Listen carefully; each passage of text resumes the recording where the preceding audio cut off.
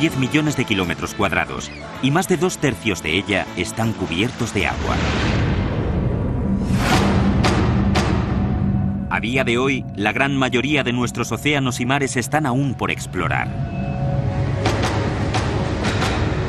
Sabemos más sobre los secretos y enigmas de la superficie lunar que sobre las aguas terrestres. Y es que siempre que han existido informes sobre avistamientos de ovnis por el cielo, se han registrado informes similares de los llamados OSNIs, u objetos submarinos no identificados en nuestros océanos. Un OSNI es un ovni que se zambulle en el agua. De hecho, los OSNIs y los ovnis son probablemente lo mismo. Un ovni se convierte en un OSNI cuando deja de volar y se sumerge. Por primera vez en la historia, descubra los misterios de los ovnis más escurridizos. No estaría mal que la Marina nos contara todos los avistamientos de estos aparatos. No hay duda de que es posible conseguir un vehículo supersónico bajo el agua. Desde informes que afirman que la ciudad perdida de Atlantis es una base secreta de OSNIs, La leyenda de Atlantis se basa en datos que confirman su existencia hoy en día. o un testimonio registrado en el diario de Cristóbal Colón en 1492, Lo vieron ascender y descender durante la noche. hasta el único incidente OSNI documentado por un gobierno, un escalofriante suceso en la costa de Nueva Escocia, Canadá.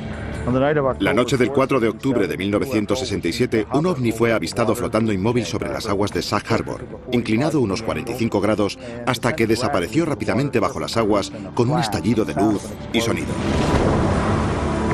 Según los especialistas, los ovnis submarinos siguen merodeando por las ignotas aguas terrestres. ¿Han venido de visita a nuestro planeta o ya estaban aquí?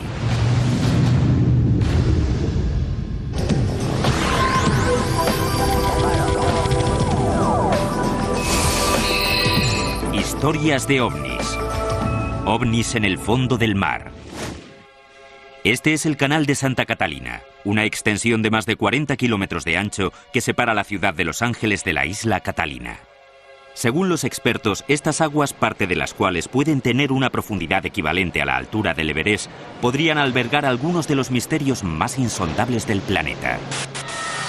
You are seeing an unidentified flying object. It is not a hoax. It is real. The film was taken by Leland Hansen while filming Catalina Island from a helicopter. En los últimos años, la oleada de avisos sobre objetos submarinos no identificados, los llamados OSNIs, sumergiéndose y emergiendo del canal, han suscitado un gran revuelo entre los vecinos y los investigadores. Toda la zona es un enorme lecho de actividad ovni. Probablemente habré descubierto unos 2.300 casos de ovnis sobrevolando estas montañas y estas aguas. Es una zona muy activa.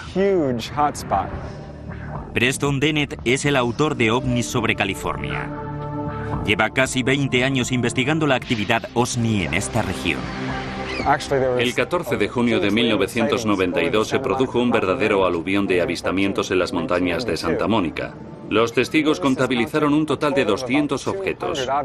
Y lo interesante de este caso es que los objetos procedían del suelo. Normalmente cuando alguien ve un ovni, este viene desde el cielo como una estrella que desciende en picado, pero estos describían un vuelo ascendente.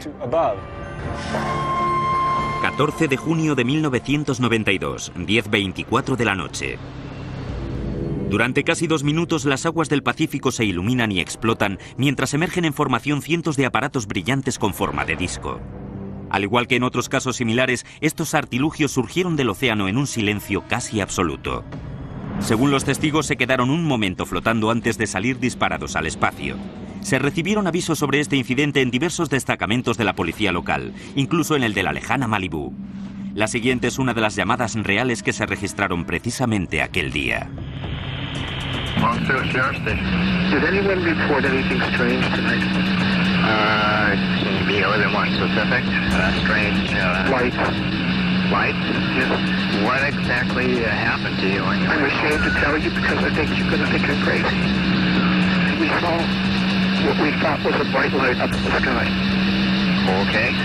We could hear it wasn't a helicopter. I'm telling you, I have never been more frightened in my life. Según Dennett, el incidente también se notificó al servicio de guardacostas de Long Beach, que finalmente no inició las labores de búsqueda. Este suceso de 1992 fue el segundo en menos de 3 años en Los Ángeles. La oscura y brumosa mañana del 7 de febrero de 1989, los buceadores, los sonar de los barcos y aquellos que estaban en la costa vieron como un aparato oscuro, alargado y no identificado emergía del Pacífico. Durante unos 90 segundos, el OSNI permaneció sobre la superficie antes de expulsar una docena de pequeños objetos que se movían a gran velocidad. 60 segundos más tarde, el aparato se volvió a sumergir. Según los últimos datos que captaron los sonar, se dirigía al sur, hacia el canal Santa Catalina, antes de desaparecer. Y se avistaron docenas de objetos a lo largo de la costa de Marina del Rey. A veces, algunos de estos aparatos expulsan artefactos de menor tamaño que alcanzan los 6 metros de diámetro. Y a estos se les vio moviéndose por debajo de la superficie del océano. Emergían y volvían a sumergirse.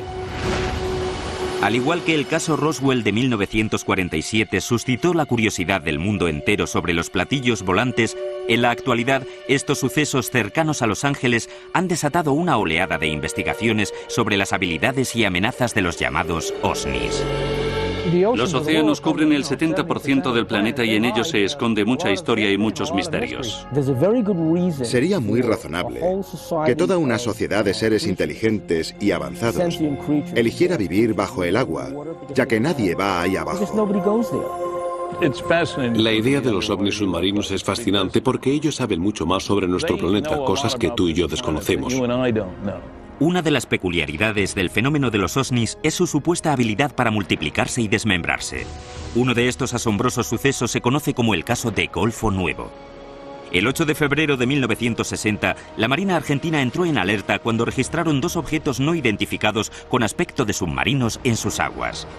Pensaron que se trataba de navíos estadounidenses, pero de pronto, según los informes, a través del sonar se vio cómo los objetos se desmembraban y salían del agua volando. Sonar contact, 173, 438 yards. Sonar contact, 173, 438 yards. En 1960, la Marina Argentina mencionó 2 submarinos gigantescos que inexplicablemente se transformaron en 6 objetos subacuáticos distintos. Los argentinos no fueron capaces de darles alcance ni de destruirlos. Los objetos desaparecieron sin más. El caso incluso atrajo la atención de los altos mandos de la Unión Soviética.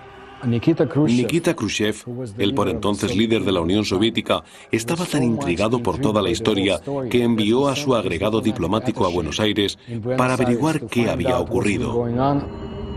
Mientras algunos expertos sostienen que estos presuntos casos podrían no ser más que submarinos militares disparando torpedos, otros afirman que, en 1960, los submarinos no eran capaces de disparar 6 o más objetos. Poco más tarde, en 1970, el libro sobre OSNIs del investigador Ivan T. Sanderson, Residentes Invisibles, fue el primero en analizar el fenómeno OSNI. En él se relata otro ejemplo destacado de este fenómeno.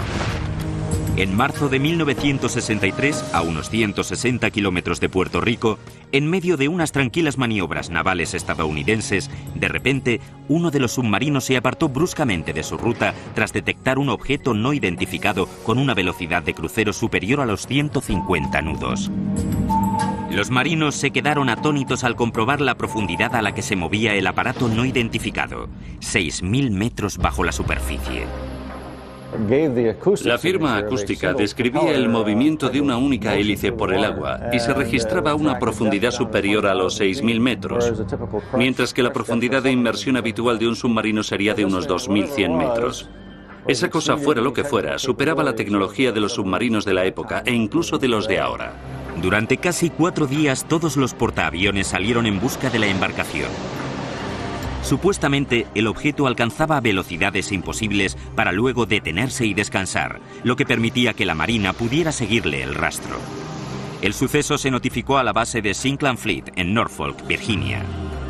No obstante, en ningún momento se ofreció una descripción oficial de lo que se vio en el sonar aquella tarde.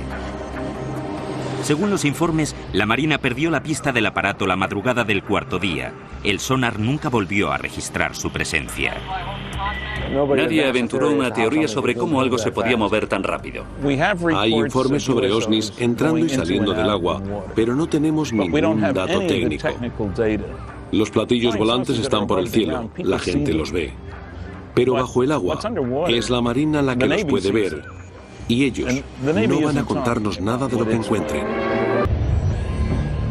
Pero se siguieron dando casos en todo el mundo. El 11 de noviembre de 1972, la prensa internacional se hizo eco de uno de los más extraordinarios. La Marina noruega detectó un objeto parecido a un submarino en el fiordo de Sogne, en la costa oeste del país, y durante 2 semanas le siguió el rastro. Para su captura se movilizó una flota de buques de superficie y helicópteros especialmente equipados para la caza submarina. El 29 de noviembre se produjo el primer avistamiento del OVNI. Se le describió como un enorme objeto silencioso con forma de puro. Enseguida un buque de la Marina abrió fuego y alcanzó el artefacto. Uno de los barcos llegó a verlo en la superficie y disparó, pero se volvió a sumergir y entonces empezaron a lanzar cargas de profundidad. Aunque en todos los periódicos se dijo que era un submarino, lo cierto es que nadie fue capaz de identificarlo como tal. Tras seguir al objeto durante casi 2 semanas, la Marina urdió y puso en práctica un plan para bloquear el fiordo y atrapar al OVNI. Trataron de acordonar el fiordo para que nada pudiera entrar ni salir, pero al cabo de 14 o 15 días esa cosa desapareció. Así que se podría pensar que ese objeto que detectó la Marina no era en absoluto un submarino, sino un objeto submarino no identificado. A continuación, ¿es cierto que Cristóbal Colón y su tripulación vieron ovnis saliendo del Atlántico el 11 de octubre de 1492? Uno de los primeros casos se remonta al día antes del descubrimiento de América, en 1492, antes de que América fuera América, y ocurrió en la Santa María.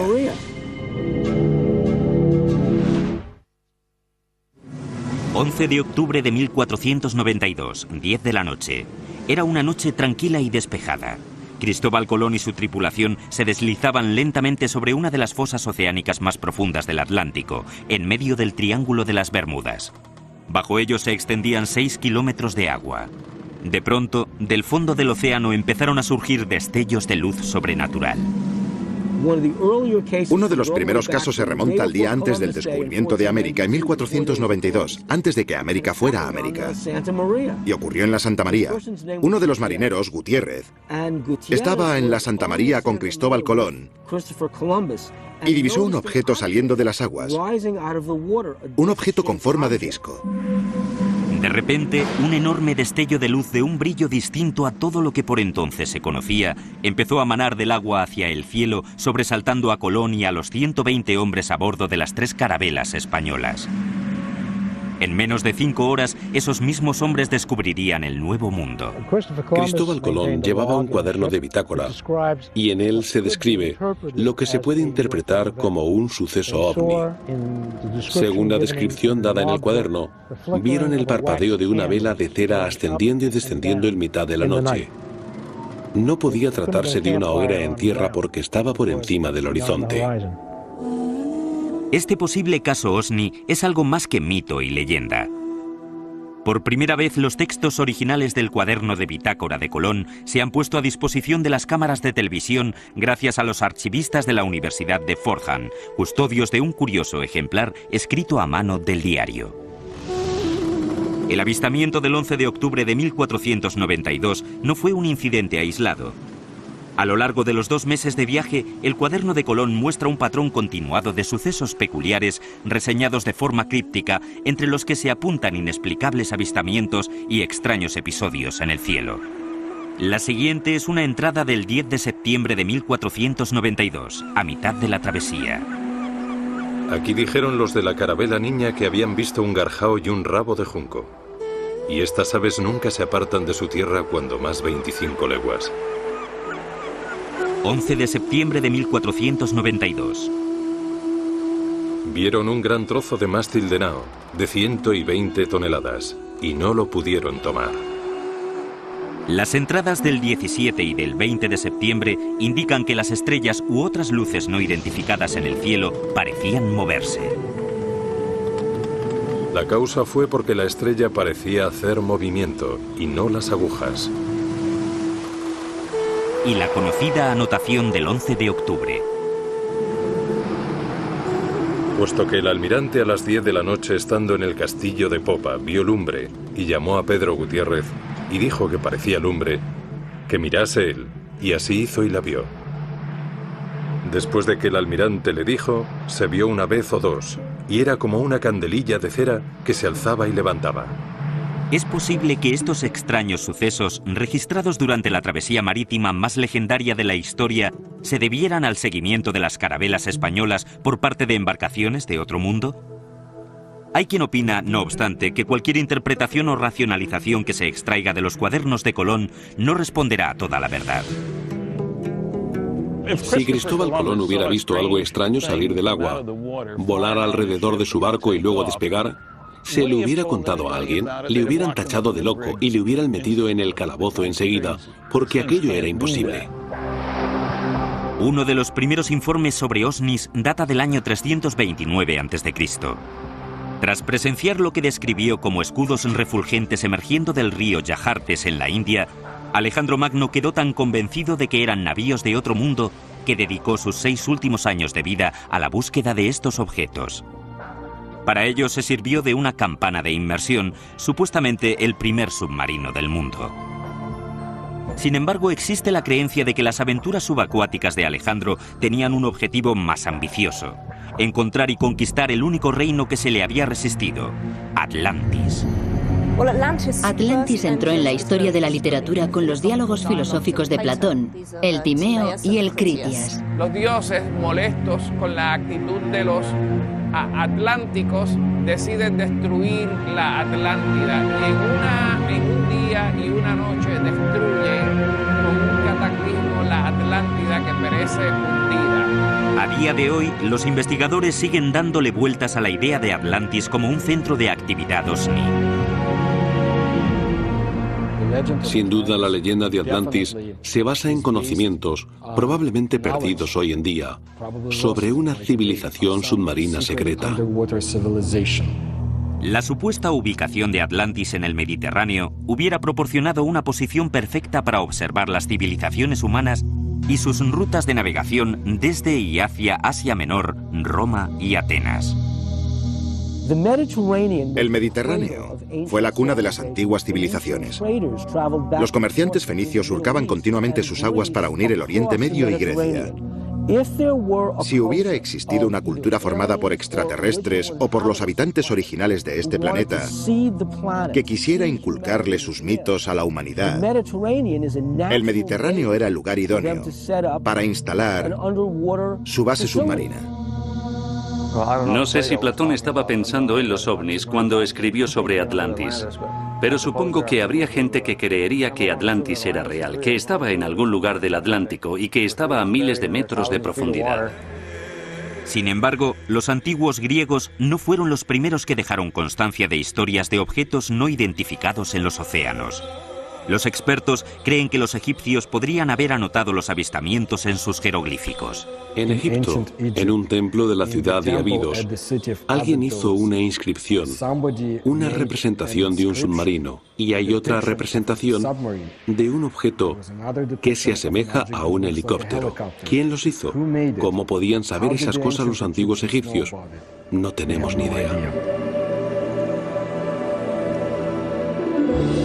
Uno de los primeros casos en Europa se refiere a una serie de supuestos avistamientos en el siglo XI en Inglaterra. Uno de los casos más antiguos que he localizado se remonta al año 1067. Se trata de un grupo de aldeanos que vislumbraron algo ardiendo en el cielo, que se precipitó al suelo e incendió los campos para finalmente remontar el vuelo y sumergirse en el mar. Carl Feind lleva casi una década investigando el fenómeno OSNI. Su sitio web, water-ufo.net, cuenta con un archivo de más de 900 informes antiguos y actuales sobre OSNIs. Según Feind, uno de los primeros incidentes del siglo XX lo registró el diario Philadelphia Inquirer. el 1 de agosto de 1904. Un carguero británico, el Mohican, que iba camino de Filadelfia, parecía, en palabras del diario, arropado por un extraño vapor metálico que relumbraba como el fósforo.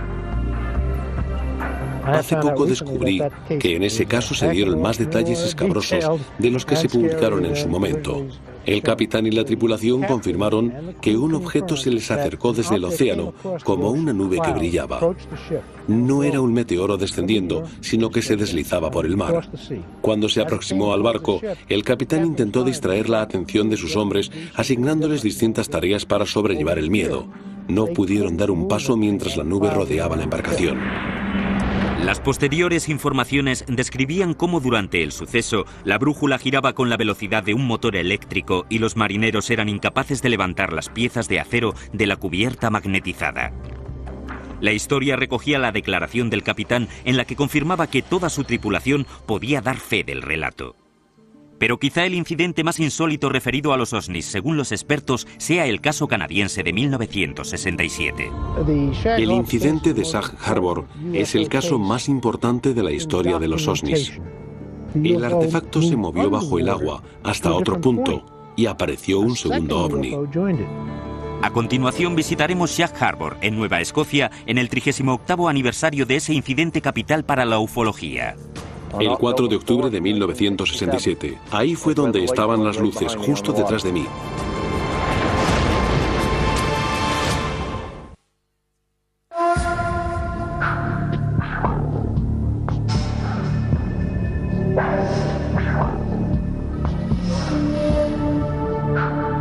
Hace 38 años, el 4 de octubre de 1967, a eso de las 11:20 de la noche, ocurrió algo en Sag Harbor que se recordaría durante los años venideros.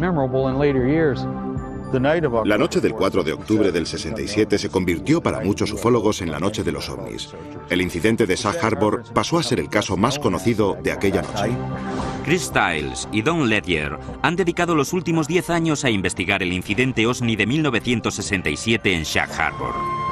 El caso, que contó con una amplia cobertura informativa en Canadá por aquel entonces, con el tiempo fue relegado al olvido. Su libro Objeto Oscuro reabrió el debate y arrojó nuevos datos sobre los muchos sucesos notificados aquella noche y las semanas siguientes.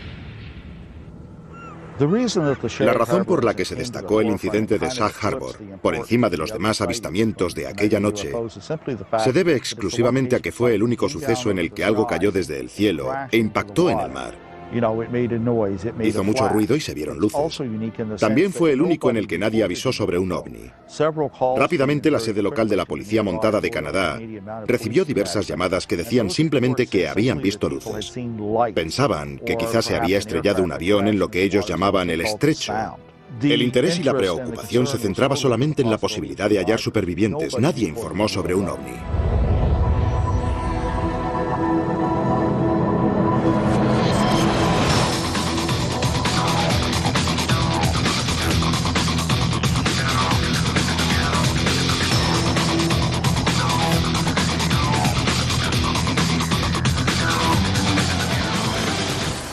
No me extraña que viera algo en el cielo porque por toda Nueva Escocia en la noche del incidente de Sag Harbor se dieron muchísimos avisos de ovnis.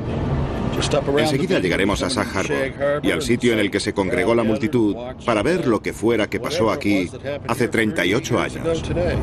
Cada año, Ledger y Stiles hacen un viaje a Sag Harbor para reunirse con Norm Smith, uno de los 3 testigos que aún siguen con vida. En esa isla, ahí es donde ocurrió todo. Justo ahí fue donde vimos las luces en el agua.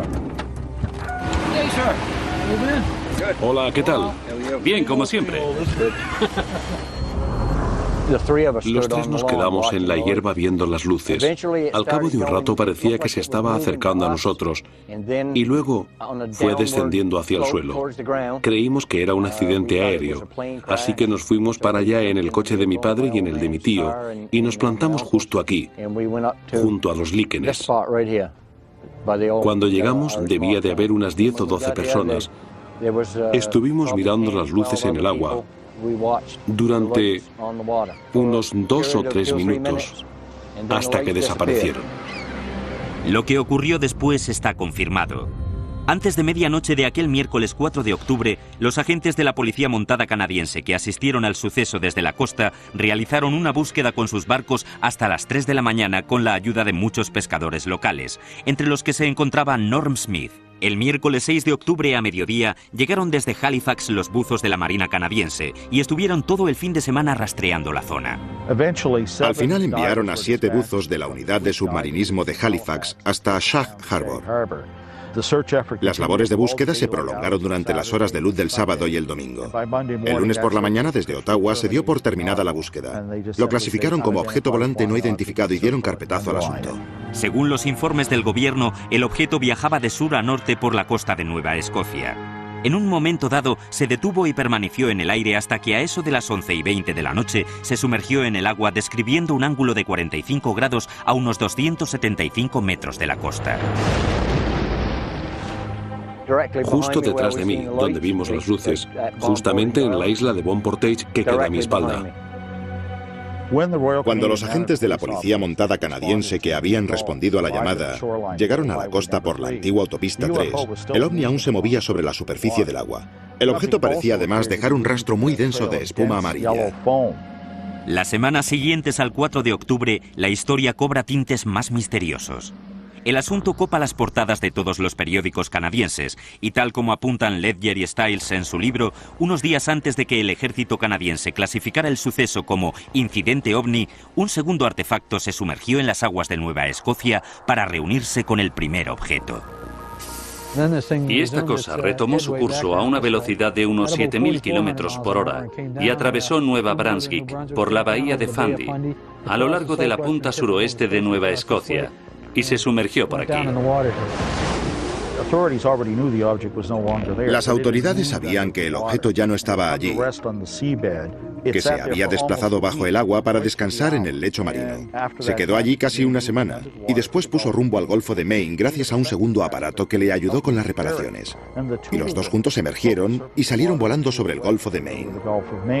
Lo interesante es que hay un segundo informe de un avistamiento en Sag Harbor que describe 2 juegos de luces, una naranja y una amarilla saliendo del agua y alejándose. Este hecho sigue suscitando polémica y multiplicando las pesquisas en torno a los sucesos del 4 de octubre de 1967. Hay una gran cantidad de documentos originales que sostienen la teoría del accidente de un ovni en Sag Harbor. Y en uno de los párrafos se indica que se llevó a cabo una investigación preliminar. Se ha revelado que este objeto no tuvo nada que ver con una bengala, una boya, un avión, ni con ningún otro objeto conocido. Por aquel entonces, hace 30 y pico de años, yo no sabía si era un ovni o qué era. Pero que nadie me diga que no pasó nada porque sí que pasó. A continuación, por primera vez en televisión, los vídeos que prueban lo que puede ser un ovni emergiendo de las aguas de la laguna Cartagena en Puerto Rico. Ve el objeto entrar y salir de las aguas de la laguna Cartagena. Y después, un científico de la Universidad de California nos revela que las velocidades supersónicas de los ovnis no solo son científicamente posibles, sino probables.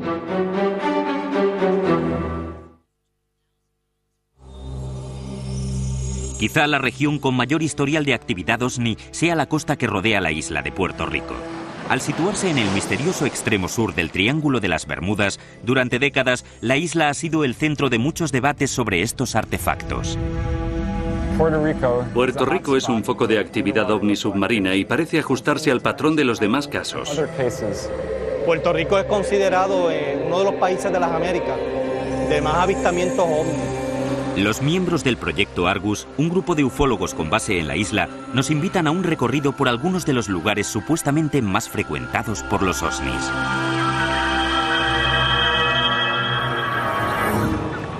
La laguna Cartagena es un lago aislado cerca del extremo suroriental de la isla que se ha venido asociando a gran parte de la supuesta actividad ovni del país. Donde también, tanto en la laguna Cartagena como donde yo me reúno, también se explica que hay mucho secretismo de ovnis. El área de la laguna Cartagena ha sido, desde la década de los 30, se han reportado cientos de casos. 8 de octubre de 2002, las 9 de la noche aproximadamente. Carlos Torres, agente de la policía puertorriqueña y miembro del proyecto Argus, divisa un ovni rojo y brillante emergiendo de las aguas de la laguna Cartagena a una velocidad increíble. A continuación se detiene y permanece inmóvil sobre el agua. He sido testigo de objetos que se han suspendido encima de la laguna Cartagena. Estuvieron involucrados militares, fueron testigos también. Y este objeto, pues, vuelve nuevamente, viene del área de Monte del Estado, Maricao, y se suspende exactamente encima de la laguna Cartagena. Tras flotar durante varios minutos sobre la zona, se vio cómo el objeto volvía a sumergirse en el lago. Otro miembro de Argus, Luis Epi Quiñones, cree que él también grabó el mismo objeto en 2004. Sí, lo más importante, pues, yo tomé un video el 20 de noviembre de 2004 en el área, en las inmediaciones de Laguna Cartagena, que demuestra, pues, que allí... Estas imágenes, en primicia para la televisión, podrían demostrar la existencia de un ovni en este enigmático lago. El aparato brillante que se vio salir del agua estuvo flotando durante casi un minuto antes de alejarse volando. Ya que en un momento, en la década de los 90, se trató de desmentir lo que estaba ocurriendo en el sitio, a pesar de que hubieron cientos de testigos y testimonios que decían haber visto luces entrar y salir de Laguna Cartagena.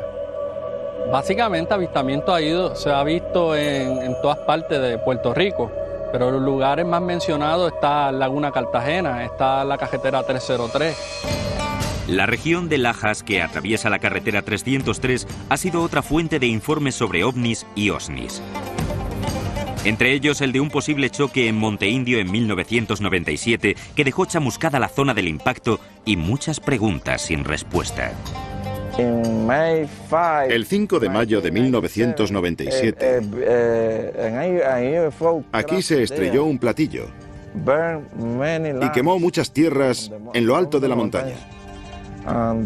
Aquella noche vinieron los federales y abrieron algo. No se sabe qué. ¿Un ovni? Tras el accidente de 1997, las autoridades locales empezaron a tomarse más en serio los avisos sobre ovnis y osnis. Como resultado directo, el alcalde de Lajas hace poco rebautizó la autopista que atraviesa el centro de Puerto Rico como la Ruta Extraterrestre 303.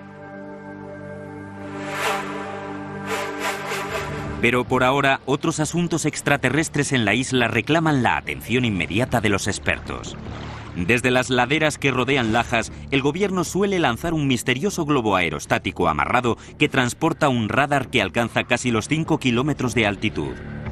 Aparentemente su misión es controlar el tráfico y el tiempo, pero los ufólogos creen que eso es solo una tapadera para su verdadera función, observar y registrar cualquier actividad extraterrestre. Hay un documento de gobierno, la legislatura, donde se pidió una investigación secreta, no pública, secreta, sobre estos avistamientos de ovnis dentro de las aguas. Pero también dice el documento que no representan ningún peligro para la humanidad. El volumen de informes sobre ovnis en torno a esta pequeña isla ha llevado a muchos a plantearse la posibilidad de que las profundidades que se abren bajo el extremo sur del Triángulo de las Bermudas, junto a la misma costa, ocultan algo más que ovnis. Los expertos y los ufólogos de todo el mundo están convencidos de que podría albergar toda una base de estos aparatos. Se sospecha de que hay unas bases o una base cercana entre La Palguera y la zona cercana al faro de Cabo Rojo. Esas zonas son unas zonas bastante que se cree que se llega hasta la Laguna Cartagena. El motivo de entrar y salir es que pues subterráneamente pues ellos pueden entrar por una área específica, salir por otra parte y las bases que tienen debajo del agua. ¿Son todos estos sucesos fruto del misticismo local o se deben quizá al influjo cultural del Triángulo de las Bermudas? En los estratos populares de la cultura puertorriqueña, la mayor parte de las personas, aunque hablan sobre el chupacabras y el Triángulo de las Bermudas, no creen nada de esas cosas. ¿O acaso hay algo más en todo ello? Que es una realidad. Los los ovnis en Puerto Rico es una realidad, está ocurriendo y hay muchísimos, cientos de testimonios y de evidencia que lo demuestra así. Iba a venir, ¿entiendes? Y yo pienso que el fenómeno de los ovnis es real. Aquí en Puerto Rico se han dado cientos de casos, eso es una realidad. A continuación, veremos testimonios fotográficos de la posible existencia de un OVNI emergiendo de las aguas de Gulf Breeze, en Florida.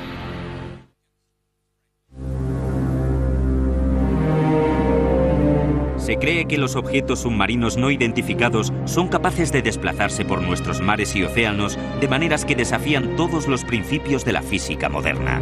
Los expertos están desconcertados ante la capacidad de estas naves para supuestamente viajar a profundidades extremas, atravesar el hielo sin dificultades y surcar las aguas a velocidades supersónicas.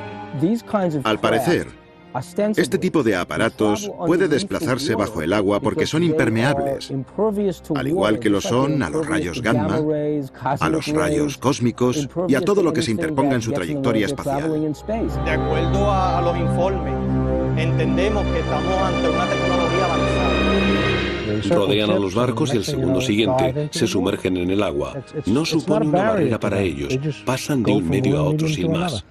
A finales de 1969, durante sus ejercicios de rompehielos, la llamada Operación Congelado cerca de la Antártida, los marineros del USS Calaterra presuntamente detectaron un OVNI con habilidades extraordinarias.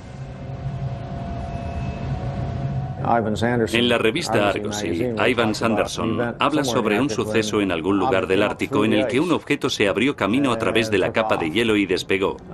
Se podría decir que perforó el hielo. Se vio cómo un enorme objeto parecido a un submarino de al menos 30 metros de eslora salía violentamente del océano congelado, atravesando varios metros de hielo sólido a una velocidad increíble. Este caso, sin embargo, no es más que uno de los muchos incidentes sobre los que buques de todo el mundo suelen informar. Sé de un caso que ocurrió cerca de Leningrado el invierno de 1976. Un platillo atravesó el hielo, maniobró bajo el agua y volvió a abrirse paso por el hielo hacia arriba. Pueden fundir el hielo. Si se tratara de un meteorito, la física nos dice que haría añicos el hielo y lo esparciría por todas partes. Los OVNIs, sin embargo, dejan un agujero limpio. En los testimonios de estos casos también se mencionan los chorros de agua que dejan los OVNIs al emerger. Uno de ellos es el de Ed Walters, un vecino de Gulf Breeze, Florida, que sacó esta Polaroid nunca vista de lo que parece ser un OVNI flotando sobre un chorro de agua con forma de tornado el 7 de julio de 1988. Estaba mirando hacia Gulf Breeze, por el estrecho de Santa Rosa a una distancia de unos 2 kilómetros y se percató de que el agua bajo el objeto empezaba a remolinarse. Vio cómo giraba y de repente se levantó una columna de agua que iba hasta la parte inferior de la nave. Y eso es lo que se ve en la foto. Casos como este han llevado a algunos expertos a afirmar que los OVNIs podrían servirse del propio agua como fuente de combustible. Hay gente que cree que el agua es imprescindible para el proceso de fusión. Se han dado muchos casos en los que los ovnis flotan sobre embalses y pequeñas masas de agua, no solo sobre grandes masas. Sí que hay ciertas pruebas de que pueden usar el agua para su propulsión. Pueden utilizar el agua como combustible. En estos casos, en los que se han visto flotando sobre el agua y aparentemente absorbiéndola, la verdad es que da la impresión de que necesitaran repostar para continuar. Muchas teorías de la ciencia moderna proponen maneras en que los OVNIs podrían ser capaces de propulsarse por el agua con gran eficacia. Los científicos barajan desde enormes sistemas de propulsión como los de los jets hasta burbujas antifricción que envolverían a los objetos. Los motores no serían motores como nosotros nos los imaginamos. Serían generadores de fuerza magnética que crearían un campo alrededor del aparato que repelería el magnetismo natural de la Tierra, permitiéndoles de este modo acelerar, frenar, elevarse, descender y maniobrar por el agua. Ejercerían fuerzas en el fluido que les rodea, el agua marina. Al ser un gran conductor de la electricidad, se puede controlar el arrastre, el flujo, la velocidad y el impulso. Así se evitarían todos los problemas de los desplazamientos submarinos a gran velocidad. Un sistema aerodinámico de este tipo funcionaría de manera parecida al submarino electromagnético que ya se probó con éxito. Lo cierto es que este submarino electromagnético se construyó y se probó en la Universidad de California, en Santa Bárbara, a mediados de los 60. Se basaba en las cualidades naturales del agua marina como conductor de la electricidad. The first successful test of an electromagnetic propulsion system was conducted on Earth in 1966, when this electromagnetic submarine was first demonstrated. This electromagnetic submarine moves through the water as a result of electromagnetic forces. It has absolutely no moving parts. El principio es que el agua marina es un fluido conductor de la electricidad. Según las leyes de Newton, es física elemental. Si empujas el agua marina, esta devolverá el impulso. ¿Es posible que los OSNIs se aprovechen de esta cualidad natural de nuestros océanos para alcanzar velocidades supersónicas? El agua es un conductor magnético excelente. Tanto es así que si estuvieran utilizando un proceso llamado diamagnetismo, que es una fuerza repelente muy débil, el agua multiplicaría esa fuerza, lo que explicaría por qué estos aparatos se desplazan tan bien por el agua. Un investigador ha deducido que los OSNIs podrían desplazarse con tanta rapidez por el agua sin sufrir daños catastróficos, basándose en los mismos principios por los que funciona cualquier bombilla. En este caso, el ovni es el filamento y el campo es el casquillo, que es lo que protege a la nave. Evita que el agua penetre dentro de ella cuando avanza. Desplaza el agua, pero esta no llega a tocar a la nave. Eso se puede lograr creando lo que se denomina una burbuja supercavitacional alrededor del objeto. De ese modo, este viaja dentro de una burbuja de vapor de agua. Marco Princeback es profesor de Ingeniería Mecánica de la Universidad de California, en Riverside. Ha diseñado un experimento para demostrarnos los principios en los que se basaría el posible movimiento supersónico dentro del agua. Prácticamente lo único con lo que puedes jugar es la forma del vehículo. Y esta ha de ser totalmente diferente a la de los submarinos tradicionales. Para demostrar cómo la forma influye en las condiciones para viajar bajo el agua a velocidades supersónicas, Princeback y su equipo generan una corriente de agua y la identifican con colorantes verdes y láseres de gran potencia alrededor de los objetos sumergidos.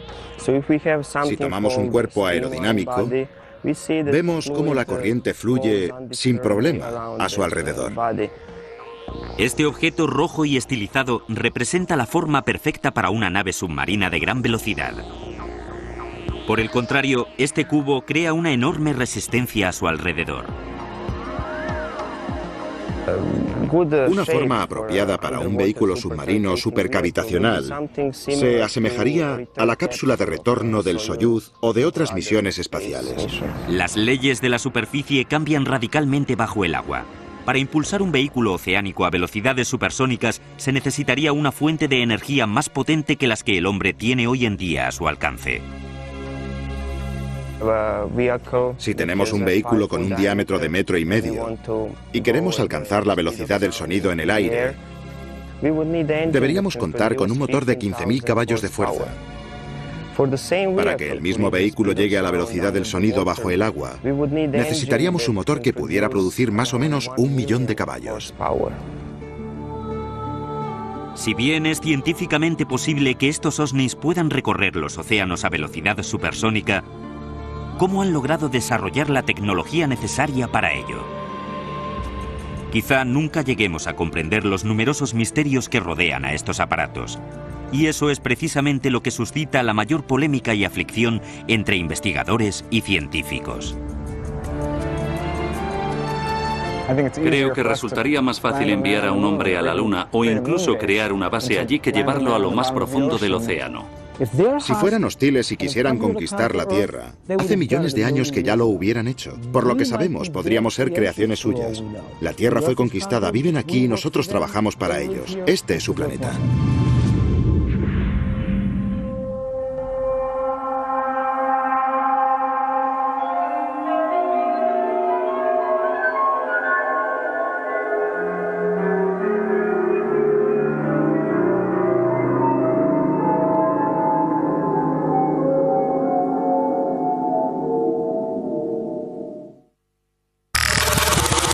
Al igual que en otros casos similares, estos artilugios surgieron del océano en un silencio casi absoluto. Según los testigos, se quedaron un momento flotando antes de salir disparados al espacio. Se recibieron avisos sobre este incidente en diversos destacamentos de la policía local, incluso en el de la lejana Malibú.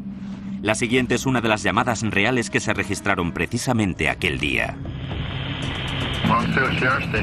Did anyone report anything strange tonight? Be more than one specific. Strange lights. Lights? Yes. What exactly happened to you? I'm ashamed to tell you because I think you're going to think I'm crazy. We saw what we thought was a bright light up in the sky. Okay. We could hear. It wasn't a helicopter. I'm telling you, I have never been more frightened in my life. Según Dennett, el incidente también se notificó al servicio de guardacostas de Long Beach, que finalmente no inició las labores de búsqueda.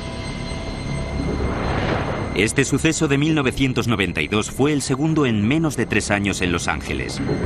La oscura y brumosa mañana del 7 de febrero de 1989, los buceadores, los sonar de los barcos y aquellos que estaban en la costa vieron como un aparato oscuro, alargado y no identificado emergía del Pacífico. 10 millones de kilómetros cuadrados, y más de 2/3 de ella están cubiertos de agua. A día de hoy, la gran mayoría de nuestros océanos y mares están aún por explorar. Sabemos más sobre los secretos y enigmas de la superficie lunar que sobre las aguas terrestres. Y es que siempre que han existido informes sobre avistamientos de ovnis por el cielo, se han registrado informes similares de los llamados OSNIs, u objetos submarinos no identificados en nuestros océanos. Un OSNI es un ovni que se zambulle en el agua. De hecho, los OSNIs y los ovnis son probablemente lo mismo. Un ovni se convierte en un OSNI cuando deja de volar y se sumerge. Por primera vez en la historia, descubra los misterios de los ovnis más escurridizos. No estaría mal que la Marina nos contara todos los avistamientos de estos aparatos. No hay duda de que es posible conseguir un vehículo supersónico bajo el agua. Desde informes que afirman que la ciudad perdida de Atlantis es una base secreta de OSNIs, la leyenda de Atlantis se basa en datos que confirman su existencia hoy en día. O un testimonio registrado en el diario de Cristóbal Colón en 1492. Lo vieron ascender y descender durante la noche. Hasta el único incidente OSNI documentado por un gobierno. Un escalofriante suceso en la costa de Nueva Escocia, Canadá. La noche del 4 de octubre de 1967, un ovni fue avistado flotando inmóvil sobre las aguas de Sag Harbor, inclinado unos 45 grados, hasta que desapareció rápidamente bajo las aguas con un estallido de luz y sonido. Según los especialistas, los ovnis submarinos siguen merodeando por las ignotas aguas terrestres. ¿Han venido de visita a nuestro planeta? ¿O ya estaban aquí?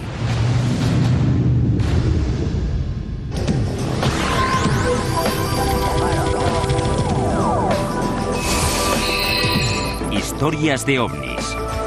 OVNIs en el fondo del mar. Este es el canal de Santa Catalina, una extensión de más de 40 kilómetros de ancho que separa la ciudad de Los Ángeles de la isla Catalina. Según los expertos, estas aguas, parte de las cuales pueden tener una profundidad equivalente a la altura del Everest, podrían albergar algunos de los misterios más insondables del planeta. You are seeing an unidentified flying object. Durante unos 90 segundos, el OSNI permaneció sobre la superficie antes de expulsar una docena de pequeños objetos que se movían a gran velocidad. 60 segundos más tarde, el aparato se volvió a sumergir. Según los últimos datos que captaron los sonar, se dirigía al sur, hacia el canal Santa Catalina, antes de desaparecer. Y se avistaron docenas de objetos a lo largo de la costa de Marina del Rey. A veces, algunos de estos aparatos expulsan artefactos de menor tamaño que alcanzan los 6 metros de diámetro. Y a estos se les vio moviéndose por debajo de la superficie del océano. Emergían y volvían a sumergirse. Al igual que el caso Roswell de 1947 suscitó la curiosidad del mundo entero sobre los platillos volantes, en la actualidad estos sucesos cercanos a Los Ángeles han desatado una oleada de investigaciones sobre las habilidades y amenazas de los llamados OSNIs. Los océanos cubren el 70% del planeta y en ellos se esconde mucha historia y muchos misterios.